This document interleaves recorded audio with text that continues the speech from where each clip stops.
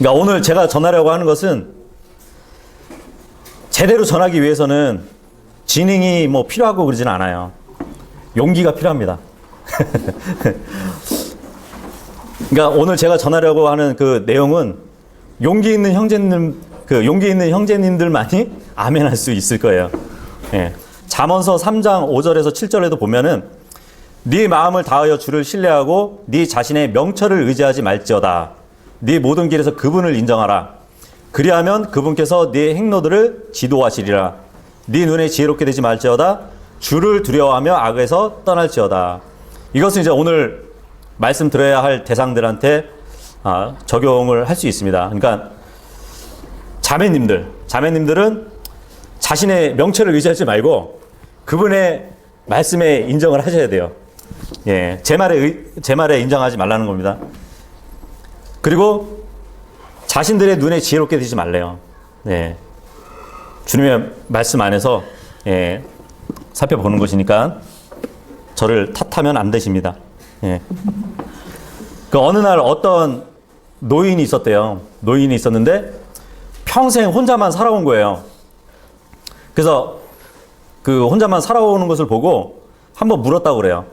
아니 왜 여지껏 결혼을 안 하고 사셨냐고. 그랬더니 그분이 이제 옛 이야기를 하시는 거야. 나는 트라우마가 하나 생기면서 지금까지 결혼을 안 하고 살았다고. 어떤 내용이냐고 알려달라고 하니까 자기가 한 번은 이제 극장을 가게 됐대요. 극장을 가게 됐는데 극장에서 표를 사려면 줄을 쫙 서야 되잖아요.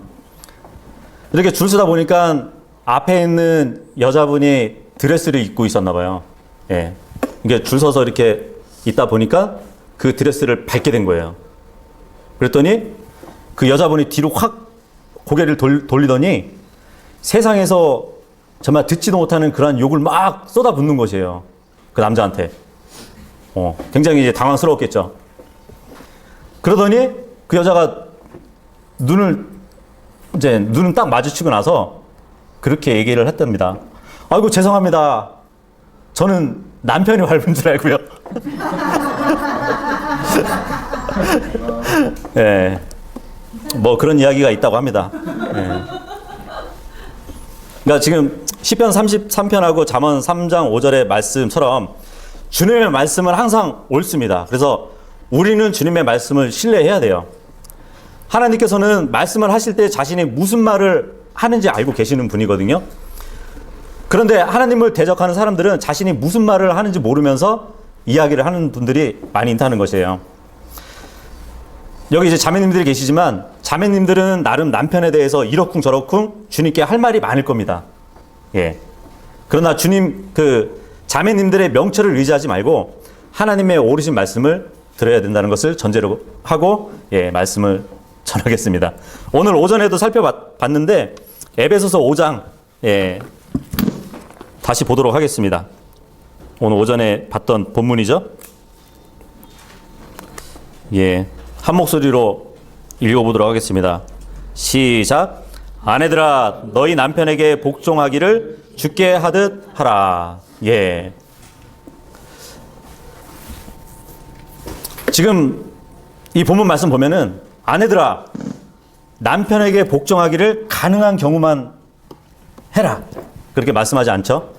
아내들아 너희 남편이 주님께 순종할 때만 너희가 남편에게 복종하라. 그렇게 말씀하지도 않으셨습니다. 성경은 이렇게 말씀하지 않으세요. 아내들아 남편이 비상금을 털어놓을 때만 너희 남편을 복종하라. 예, 그런 말씀도 하지 않으셨습니다. 성경은 아내들아 너희 남편에게 복종하기를 누구에게 하듯 하라고요? 주께 하듯 하라고 말씀을 하고 있습니다. 제가 하는 말씀을 한번 잘 생각해 보세요. 만일 어느 지역에 주차를 할 수 없는 표지판이 있다고 생각을 해보세요. 명시가 딱 되어 있어요. 법으로. 여기는 주차 공간이 아닙니다. 근데 마침 이제 경찰관이 딱 와요. 경찰관이 와서 여기는 법에서 정한 주차 금지 지역이니까 여기서 주차하시면 안 됩니다. 얘기를 했어요. 그런데 만약에 여러분이 그것에 주차를 했다고 생각해 보세요. 네. 그렇게 되면은 그 경찰관을 무시하게 되는 거죠. 그죠? 예. 경찰관을 무시하게 되는 거잖아요. 근데 더 나아가서 그 경찰관의 권위에 도전하는 것 이상으로 국가의 법에 도전하는 것이에요. 그죠? 예. 마찬가지예요. 성경은 아내의 머리가 남편이라고 하시고 아내는 남편에게 복종해야 한다고 말씀을 하셨어요. 그런데 어떤 여자가 남편에게 복종하지 않는다면 그것은 단순히 남편에게만 남편을 무시하는 것이 아니라 하나님의 말씀도 무시하게 되는 겁니다. 예. 주님은 단순하게 아내는 남편에게 복종하라고 말씀하신 게 아니에요. 주님께서 의미하신 것은 아내가 남편에게 복종하는 것이 주님의 말씀에 복종하는 것이라고 말씀하시는 겁니다. 남편에게 복종할 수 있는 유일한 방법은 먼저 주님께 복종해야 된다는 것이에요. 그죠? 여러분이 주님의 말씀이 옳다고 믿으십니까? 예. 그럼 주님께서는 여러분의 마음을 아실 거예요. 예. 여러분이 진정으로 주님을 존중한다면 주님의 말씀도 존중하실 겁니다. 주님의 말씀을 존중한다면 그 말씀에 순종하여서 남편에게 복종할 것이에요. 어떤 복종이라는 것이 열등감을 얘기하는 것이 아니에요. 예. 예수님께서 아버지와 동등하셨죠. 그죠? 예수님도 하나님 아버지와 동등하셨지만 자신을 낮추어서 종의 모습으로 오셨어요. 그죠? 그리고 아버지 하나님과 동등하셨지만 그 아버지의 뜻에 순종하신 분이 예수님입니다. 예수님께서는 아버지 하나님과 동등하시지만 그분과 전적으로 동등하시지만 아버지 하나님께 복종하시는 모습을 온전히 보여주신 분이란 말이에요. 마찬가지예요.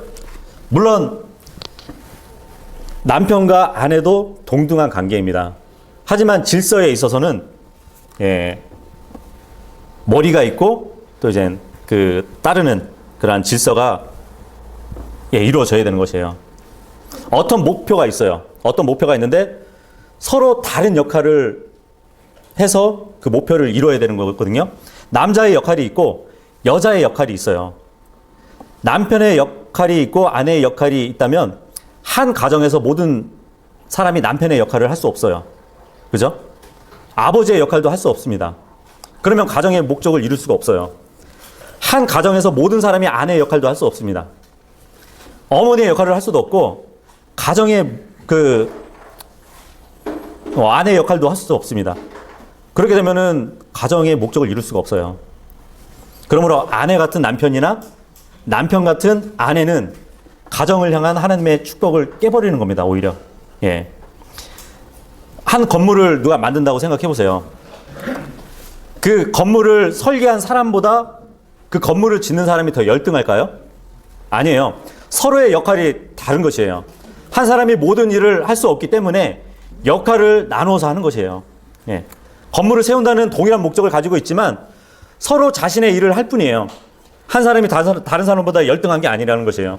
건물을 만드는 사람이 설계한 사람에게 지시를 따른다고 해서 그보다 열등한 게 아니라 동일한 목적을 이루기 위해서 서로 역할을 나누어서 협력한다는 그 관계일 뿐이라는 것이죠. 그래서 주님께서는 아내가 남편보다 열등하다고 말씀하신 적이 없습니다. 남편이 아내보다 더 나은 존재라고 하신 적도 없어요. 남편과 아내는 둘 다 구원이 필요해요. 그죠? 똑같이. 남편이나 아내나 모두 하나님의 은혜로 구원을 받습니다. 둘 다 그리스도의 피로 씻김을 받아요. 남편과 아내가 구원받으면 둘 다 같은 성령님을 소유하게 됩니다. 차등이 없다는 것이에요. 그죠? 그래서 남편과 아내 사이에는 어떠한 열등감이 존재하지 않습니다. 하지만 둘 사이에는 질서가 있다는 것이에요. 마치 설계하는 사람이 건축하는 사람이 있고 설계하는 사람이 한 목적을 가진 것처럼 하나님과 아들 하나님이 계시듯이 남편과 아내가 있는 것이에요. 아내는 남편의 권위 인도 아래에 있어야 됩니다. 그리고 남편이 가면 아내는 따라와야 돼요. 둘이 함께 같은 길을 가는데 남편이 가는 길에 아내가 따라가야 되는 것이에요. 이게 질서예요. 하나님이 정해준. 어떤 두 사람이 산길을 오른다고 생각해 보세요.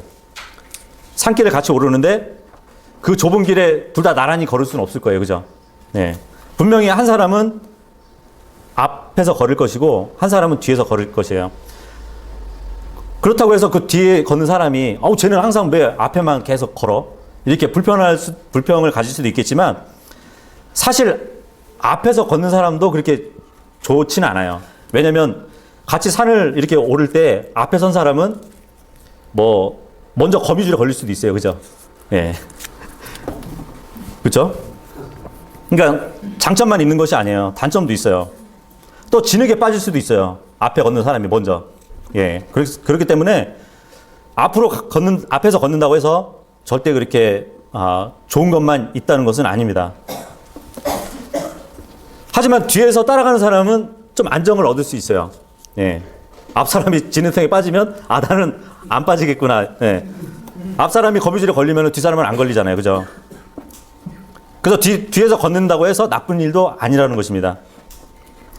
그 통계를 보면은 남자하고 여자의 수명을 보면은 남자보다 여자가 몇 년 더 오래 산다고 그래요. 그죠? 아마 남자가 육체적으로 정서적으로 또 어떤 영적으로 가정을 이끄는 인도자이기 때문에 에너지에 대해서 더 소모를 하니까 더 빨리 죽는 게 아닐까. 예, 저는 그렇게 생각을 하는데 그렇다는 것이죠. 예. 요즘은 남녀평등을 굉장히 외치는 시대입니다. 근데 솔직히 남녀평등에 대해서 부르짖는 사람치고 무슬림 국가나 아니면은 힌두교 국가 아니면 중국에 가서 그런 주장은 못해요. 바로 숙청이기 때문에. 예. 그런 국가에 가서 남녀평등을 주장했다가는 진짜 몰매를 맞거나 감옥을 가게 될 것입니다. 성경을 믿는 남자들이 있는 지역 외에는 어디에서도 여자를 제대로 대하지 않았다는 사실을 우리가 볼 수 있어요. 성경을 보면. 그러니까 하나님께서 하시는 말씀은 우리의 유익을 위한 것이에요. 하나님의 말씀대로 해서 손해나는 일은 없습니다. 뭐 몰몬교나 그 이슬람교나 힌두교 같은 종교에서는 여자를 성적 노예와 다르지 않게 대하고 있어요. 오직 성경만이 여자를 한 사람의 인격체로 제대로 다루는 것을 보여줍니다. 사도행전에 보면은 그 마리아나 이제 루디아라는 여자 자매들이 나오잖아요. 그들이 교제 모임에 참석하고 또 우물가에 있는 여자 같은 경우는 마을로 돌아가가지고 예수님을 전하고 복음을 전했잖아요. 그죠? 오직 성경만 여성에게 참 자유를 줄 수 있어요. 예. 다른 종교에서는 그렇게 하지 않습니다. 그래서 오직 성경만이 여성으로 하여금 더 나은 삶을 살도록 해준다는 것이에요. 왜냐하면 오직 하나님만이 진짜 자유가 뭔지 아시기 때문인 것이에요. 주님께서 이제 그 아내들아, 오늘 본문에 보니까 아내들아 너희 남편에게 복종하기를 주께 하듯 하라고 말씀을 하셨어요. 주님께서 누군가 인도자로서 책임을 져야 한다면 가정에서는 남자가 인도자가 되어야 한다고 말씀하고 있는 것이에요. 뭐 이것도 통계적이지만 동성애자 있잖아요. 동성애자가 되는 남자 아이들을 이렇게 보면 여자가 가장인 집에서 자란 경우가 많다고 합니다. 예, 통계적으로 보면. 그러니까 남자가 가정의 인도자로서 역할을 하는 것을 보지 못했기 때문이에요. 그래서 우리에게는 질서가 있어야 되는 것이에요. 하나님께서 지정해 주신 바른 질서를 가지고 있어야 됩니다. 그 에베소서 5장 23절 읽어보겠습니다. 23절 시작. 이는 남편이 아내의 머리됨이 그리스도께서 교회의 머리 되신가 같기 때문이라. 그분은 그 몸의 구원자시니라. 예. 주님께서는 아내에게 하시는 명령은 남편에게 복종하라는 것이었어요. 그리고 남편이 머리라는 사실을 인정하라는 것입니다. 그러니까 누군가는 결정을 내려야 돼요. 그죠? 누군가는 선택을 해야 됩니다. 누군가 무엇을 해야 할지 결정해야 되는데 주님께서는 그 누군가가 바로 남편이라고 말씀하고 있어요. 남편이 결정을 해야 되고 선택을 해야 되고 무엇을 해야 될지 그것을 결정해야 된다는 것이에요. 주님께서는 여자가 남자보다 똑똑하지 않다고 말씀하신 적은 없어요. 예, 제가 봐도 그래요.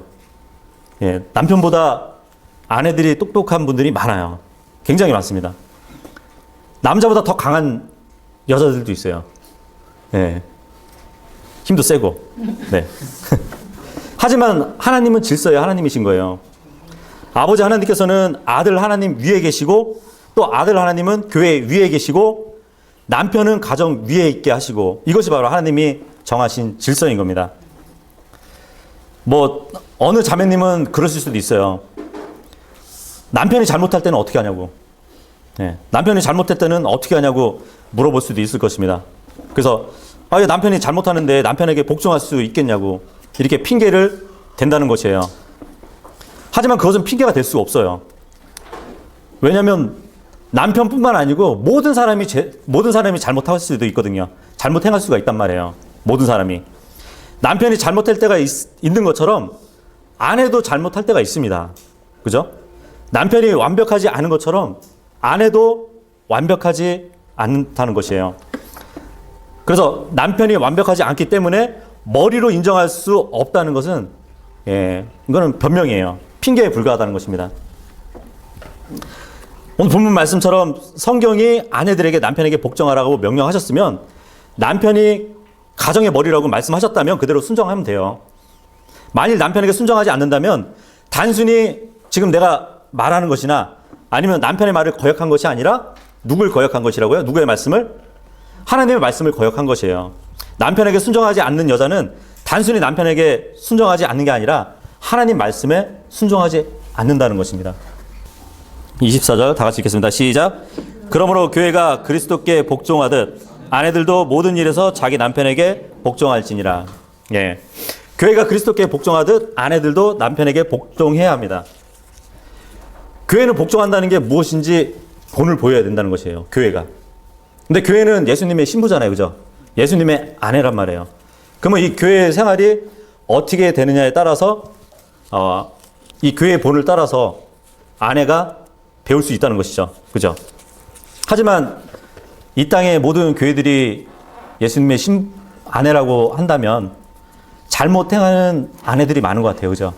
예. 사실이에요. 그러니까 성경은 아내들은 어떤 일에서만 자기 남편에게 복종할지라고 말씀하지 않았습니다. 이 세상에서는 항상 옳은 사람은 없어요. 예. 그러나 누군가는 어떤 결정을 내려야 된다는 것이에요. 자녀를 어떻게 양육해야 할지, 아니면 어느 교회를 가야 될지, 어느 지역에 살 것인지, 이 모든 것을 결정하는 자가 있다는 것이에요. 그게 바로 남편이 되어야 된다는 것입니다. 33절. 시작. 그럼에도 불구하고 너희 각 사람이 자기 아내를 사랑하듯 개별적으로 자기 아내를 사랑하고 아내도 주의하여 자기 남편을 존경할지니라. 네. 이 말씀은 굉장히 쉽지 않은 말씀이에요. 주님께서 이러한 말씀을 하신 이유는 때로는 아내를 사랑하기 쉽지 않은 경우가 있다는 것이죠. 그죠? 때로는 남편을 존경하기 쉽지 않은 경우도 있다는 것이에요. 주님께서는 아내를 사랑하기 힘든 경우가 있고 남편을 존중하기 힘든 경우가 있다는 사실을 매우 잘 알고 계세요. 그래서 미리 이러한 명령을 기록해 두신 거거든요. 예. 아내를 사랑하고 남편을 존경하는 것은 쉬운 일이 아닙니다. 만약 그게 쉬운 일이었다면 주님께서는 아내를 사랑하고 남편을 존경하라는 명령을 하지 않으셨을 것이에요. 그죠? 그러니까 주님께서 하신 말씀을 주의 깊게 한번 생각해 보세요. 주님께서는 여러분이 남편을 존경하기를 바란다고 말씀하셨어요. 여러분이 진심으로 남편을 존경하기를 바라신대요. 이곳에 있는 모든 남편들은 아내에게 존경을 받아야 할 위치에 있습니다. 물론 자매님들이 지금 현재 남편을 존경하기를 이렇게 쉽지 않다는 것을 잘 알고 있습니다. 예. 특히 이런 설교를 듣고 좋아하는 남편을 존경하기는 더욱 어려울 거예요. 그죠? 결혼해서 10년 이상 함께 산 남편을 존경한다는 것은 더욱더 어려운 일일 겁니다. 예. 그 남편에게 순종하기를 거부하고 또 남편을 머리로 인정하지 않는 여자들은 남편을 존경하기는 커녕 그냥 오히려 무시하는 것이에요. 근데 남편을 무시하는 것은 결국 남편을 존경하라고 하신 하나님의 말씀을 무시하는 겁니다. 그러니까 남자들은 방패막이 있어요. 네. 내가 하나님의 말씀을 순종한다면 주님께서는 나의 마음에 기쁨과 즐거움을 주실 겁니다. 그죠? 성령님께서 주시는 마음으로 아내를 본다면 아내를 사랑할 수 있는 것처럼 성령님께서 주시는 마음으로 남편을 본다면 남편을 존경할 수 있을 겁니다. 예. 만일 아내가 하나님 앞에서 바른 마음을 갖고 있지 않다면 하나님의 말씀에 순종해서 남편을 존경하지 못할 것이에요. 하지만 하나님 앞에서 바른 마음을 갖고 있다면 남편을 존경하는 것은 결코 불가능한 일이 아니라는 것입니다. 오전에도 살펴봤듯이 이제 그 마귀는 굉장히 우리보다 뛰어나게 창조된 존재예요. 그죠? 마귀는. 그에게는 매우 아름다움이 있었잖아요. 그죠? 완전함을 갖고 있었단 말이에요. 마귀는. 정말 우리 중에서 그 누구도 루시퍼하고 비교될 수 있는 사람은 없습니다. 그만큼 아름답고 완전했던 게 마귀였거든요. 하지만 그는 예수님께서 왕좌에 앉으셔야 한다는 사실을 거부했어요. 그죠? 자신이 하나님보다 더 높아져야 된다고 생각을 했어요. 그래서 예수님을 존경할 수 없었습니다. 마귀는. 그의 잘못된 마음이 그를 망쳐버린 것이에요. 예.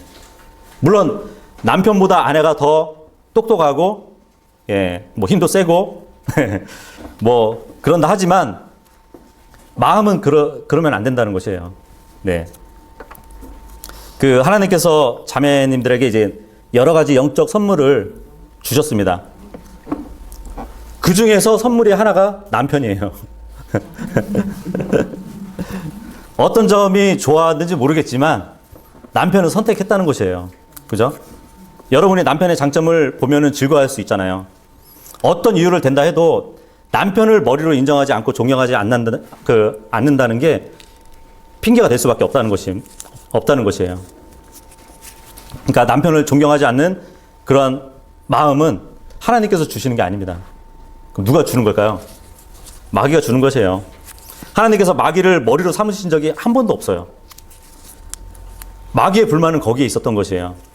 여러분이 가정의 머리가 아니라서 불만이 있다면 그것은 주님께서 주신 마음이 아니라 마귀로부터 온 마음이라는 것입니다. 예. 예수님께서 이 땅에 오셨을 때 한번 생각해 보세요.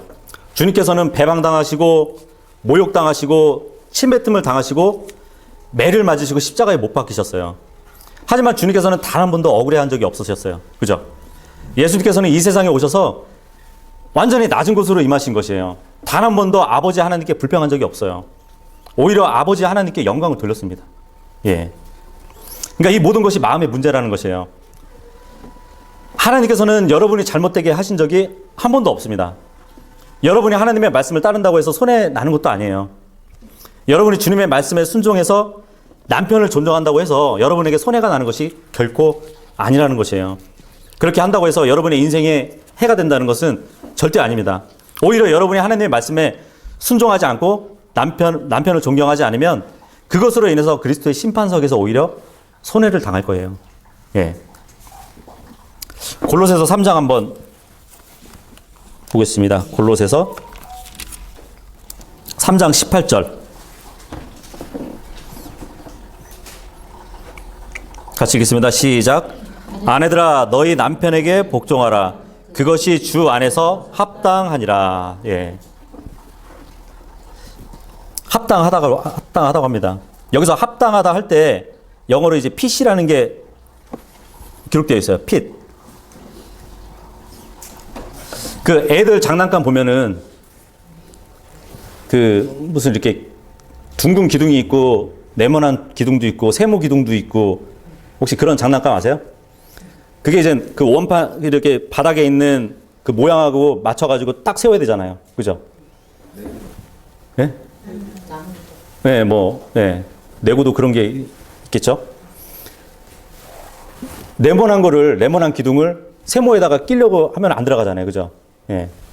그래서 애들이 이제 놀다가 거기 구멍이 안 맞으니까 억지로 끼워 놓으려고 하다가 안 들어가니까 결국 던지고 막 울고 막, 예? 그런단 말이죠. 예. 마찬가지예요. 지금 그 남편에게 복종하는 것이 주 안에서 합당하다. 이 합당하다는 말이 그렇게 합당하다는 것이에요. 모형에 맞게 딱 들어가는, 예, 그러한 의미를 갖고 있거든요. 그러니까 원기둥은 원 모양 구형에만 들어간다는 게 맞죠. 그죠? 삼각기둥은 삼각형 모양에 들어가야 되는 것이에요. 마찬가지로 아내가 남편에게 복종한다는 것은 그것은 굉장히 잘 맞아 들어가는 합당한 경우라는 것이에요. 그래서 주님의 말씀은 항상 옳아요. 그러니까 오늘 처음 이제 그 잠언서 봤듯이 자신의 명철을 의지하지 말고 주님의 길을 인정해야 되는 것입니다. 스스로 지혜롭다고 자신을 속이지 말고 가장 좋은 길을 아시는 분을 따라야 되는 것이에요. 하나님의 말씀대로 할 때만이 우리가 인생에 제대로 들어맞을 겁니다. 옳은 길을 걸을 것이에요. 이것은 저의 의견이 아니라 하나님의 말씀이에요. 뭐 자신의 남편이 정말 형편없는 사람이기 때문에 결코 순종할 수 없다고 말하는 그러한 자매들도 있을지 모르겠어요. 저도 그런 말이 무슨 말인지 이해가 갑니다. 저는 남자이기 때문에 특히 무슨 말인지 알아요. 그런 말이. 남자 중에서도 한결같지 않고, 그죠? 막 게으르고 냄새나고 막 이상한 짓을 막 하는 사람들 있잖아요. 그죠? 제가 그래요. 하지만 하나님의 말씀에 순종해서 그보다 더 형편없는 남자에게도 순종하는 자매님들이 있어요. 그 사실을 기억해야 됩니다. 성경에 이제 그런 말씀이 있죠. 잠언서 21장 9절하고 25장 24절에 보면 다투는 여자와 넓은 집에 사느니 차라리 지붕 꼭대기에 사는 게 낫다고. 그리고 다투는 여자와 함께 넓은 집에서 사는 것보다 광야에서 사는 것이 더 낫다고 말씀에 기록하고 있습니다. 남편에게 불평하고 논쟁하고 말싸움하고 또 지적하고 비평하는 것은 남편에게 고문이 될 수 있어요. 남편이 옳지 않게 행하기 때문에 비평하고 지적할 수밖에 없다고 말씀하시는 자매님도 있을 것입니다. 하지만 그렇게 한다고 해서 결코 나아지지 않을 것이에요. 오히려 그것은 남편을 화나게 할 뿐이에요. 그러니까 여러분이 아무리 못난 남편이라고 할지라도 선하게 대해줘야 됩니다. 네.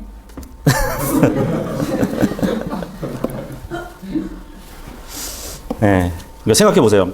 그러니까 여러분이 직장에서 돈을 벌기 위해서 다른 사람에게 친절하게 대해줄 수 있을 것이에요. 그죠? 그럴 수 있다면 여러분과 결혼한 남편에게도 충분히 친절하게 대해줄 수 있을 겁니다. 적어도 그 정도는 친절하게 대해줄 수 있을 거라고 생각해요.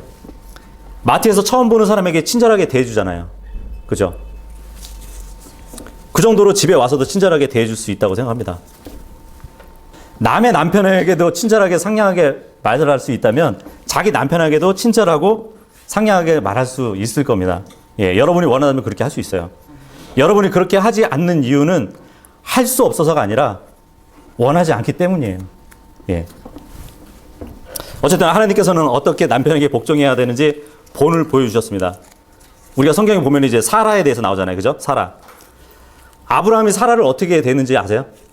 아브라함은 자신의 목숨을 구하기 위해서 아내 사라를 팔아먹었어요. 아내라고 하지 말라고. 그렇게 팔아먹었던 사람입니다. 사라 같은 경우는 하나님의 말씀을 믿지 않았던 여인이었죠. 그죠? 하나님이 아이를 주신다고 했는데도 불구하고 비웃었잖아요.